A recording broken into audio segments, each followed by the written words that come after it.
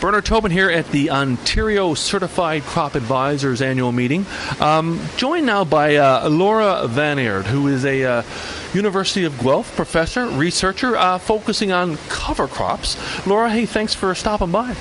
Oh, I'm glad to be here. Thanks for the invitation. So let's talk a little bit about cover crops. You just finished your presentation focusing on winter pea loss cover crops, soil health, economics, a lot of talk about yield. And a lot of conversation about cover crops now goes this, hey, what's the yield? What's the return on investment? I think people have bought in on the benefits, just now trying to put some numbers behind it. And you've done some research. You presented a lot of that here today. Let's start things off with soil health. Tell us about what the contribution is from a cover crop perspective. Right. Yeah, I agree. So there has been a lot of talk about cover crops and intuitively we know that it's good for soil health. But the question is, well, does it take too long? And can we see benefits in a relatively short time? And while I'm not guaranteeing that for every farm, but in our research, it took 7 years of cover cropping to increase soil organic matter. A statistical increase. It wasn't a huge amount, but it was statistical increase in soil organic matter.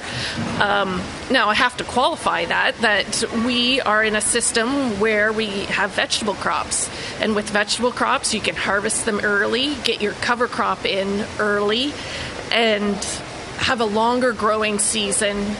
With the longer cover crop growing season, that plant is sequestering carbon and contributing carbon to the soil.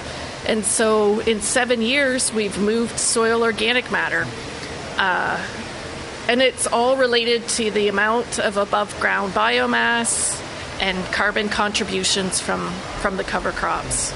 Now you're also seeing some yield numbers, and you did a total sort of accumulation of all the trials you've done, and you've got like 135 trials, and in 134 of them, crops with cover crops yielded better, or the same or better. Yeah. So they're not really trials. So it's 135 times in the past decade we've planted a cover crop and then measured yield the following year. And so crop yield the following year, out of 135 times, we were 134. So we only missed or lowered yield once. And in that case, it was just the system we were in. We were getting ready for tomatoes, so we planted spring wheat, and the rye before the spring wheat hurt. So that's a bad rotation, but what we were really looking for was setting it up for the tomato season. So I would say that out of 135, that yield was hurt with the cover crop. That's not so bad. Now, having said that, it's not a guarantee that you increase yield. Some years we did see a significant yield boost, but other years it wasn't statistically different with the cover crop than without a cover crop. You also had a 4-year crop yield / profitability study. I don't know if it's ongoing, but some really neat numbers there. Cover crops came out ahead. Yeah, definitely they came out ahead. And it was radish that in our crop system where we had sweet corn, spring wheat, tomatoes, and then grain corn.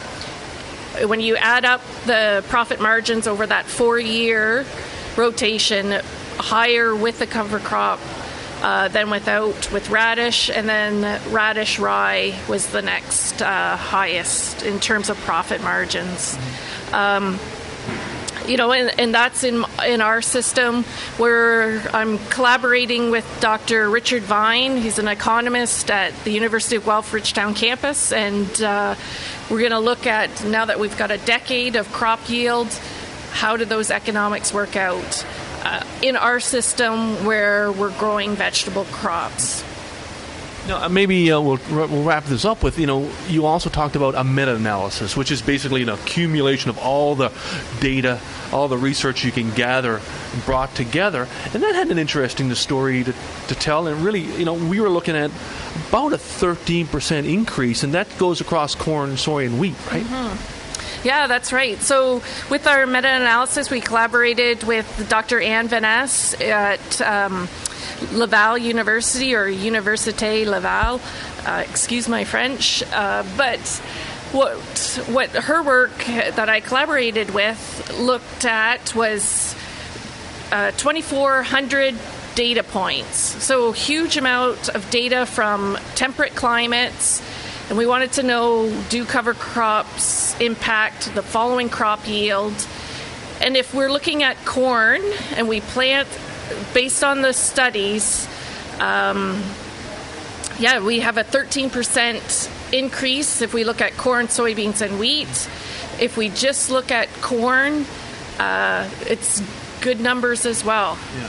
Not much for soybeans, though, right? Yeah, and no increase with soybeans. And for corn, it's maybe, around that 16%. So, and wheat is pretty similar to maybe, let's say, 13% increase in ballpark numbers. Yeah. So the numbers are coming together. The story's starting to come together. More work to be done. What do you see coming down, I guess, the research data pipeline in the near future, Laura? What's coming? What needs to come? Yeah, so so the economics, so collaborating with Richard Vine, I'm interested in kind of, now that we've got more data to suggest that the cover crops are impacting soil health and that the cover crops are impacting crop yield, I'm wondering, what is the mechanism? Is it the roots providing carbon? How much do the roots contribute? That's one of the questions I'm interested in. My work is in a vegetable cropping system. It's in a nice sandy loam. Would we get similar results, similar increases in organic matter if we went to a silt or a heavier clay soil? Those are kind of the questions I'm wondering about, is how quickly can we move soil organic matter and soil health in other systems? Well, it's a fascinating story. We've followed it for years, and it keeps going, and we look forward to catching up with you and talking data points in the future. Excellent. Thanks very much. It was fun.